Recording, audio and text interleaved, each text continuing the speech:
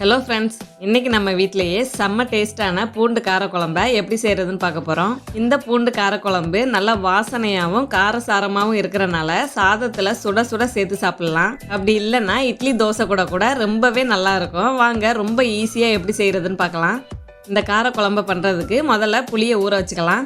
நான் ஒரு பெரிய எலுமிச்சம்பழம் சைஸுக்கு புளியை எடுத்திருக்கேன். புளியில் தண்ணியை சேர்த்து ஊற வச்சுக்கோங்க. இந்த காரக்குழம்பை கொஞ்சம் சீக்கிரமாக பண்ண போகிறீங்கன்னா மட்டும் சுடுதண்ணி ஊற்றி புளியை ஊற வச்சு எடுத்துக்கோங்க. இப்போ குழம்பு பண்ணுறதுக்கு ஒரு பாத்திரத்தில் எண்ணெய் சேர்த்துக்கோங்க.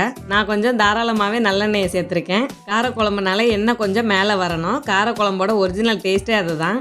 எண்ணெய் காஞ்சதும் கடுகு உளுந்து சேர்த்துடலாம். நான் ஒரு அரை டேபிள் ஸ்பூன் அளவுக்கு கடுகு உளுந்து சேர்த்துருக்கேன். கடுகை நல்லா வெடிக்க விட்டுருங்க. கடுகு நல்லா வெடிச்சு வந்ததும் வெந்தயம் சேர்த்துக்கோங்க. வெந்தயம் ஒரு 1/4 டேபிள் ஸ்பூன் அளவுக்கு சேர்த்துருக்கேன். வெந்தயமும் நல்லா பொரிஞ்சு வரட்டும். வெந்தயம் பொரிஞ்சதும் கொஞ்சமாக கருவேப்பிலை இலையை சேர்த்துக்கோங்க. அவ்வளோதான் இந்த குழம்போட தாளிப்பு. இப்போ தாளிப்பு கூடவே உரிச்சு வச்ச பூண்டை சேர்த்துக்கோங்க. நான் ஒரு சின்ன கப்பில் 1/4 கப் அளவுக்கு உரிச்ச பூண்டை எடுத்து சேர்த்துருக்கேன்.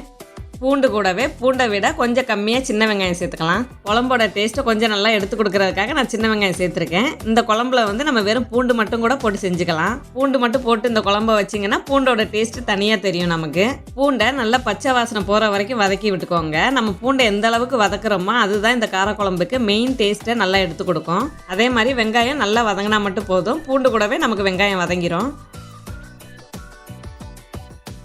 பூண்டு வெங்காயம் நல்லா இந்த அளவுக்கு வதங்கி செவந்து வரும். இப்போ ஃப்ளேமை லோவில் வச்சுட்டு மசால் பொடி எல்லாத்தையும் சேர்த்துக்கலாம். அதுக்கு மஞ்சள் தூள் கொஞ்சம் சேர்த்துக்கோங்க. நான் ஒரு 1/4 டேபிள் ஸ்பூன் அளவுக்கு மஞ்சள் தூளை சேர்த்துருக்கேன்.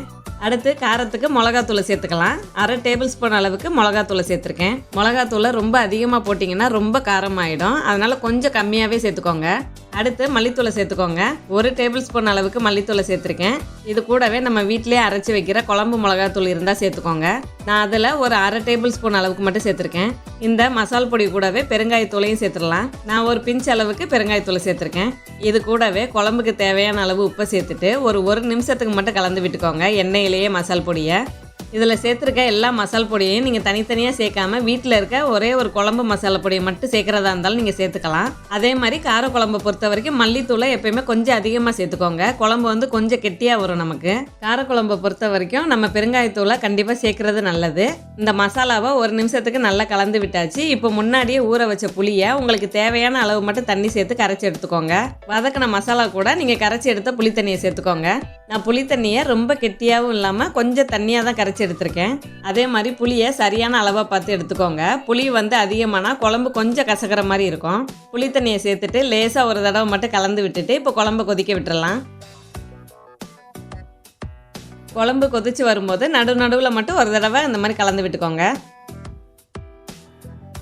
இப்போ பூண்டு காரக்குழம்பு நல்லா கொதிச்சு வந்துருச்சு. இந்த அளவுக்கு ரொம்ப கெட்டியாகவும் இல்லாமல் ரொம்ப தண்ணியாகவும் இல்லாமல் இருக்கும்போது லேசாக கலந்து விட்டுட்டு அடுப்பை சிம்மில் வச்சுக்கோங்க.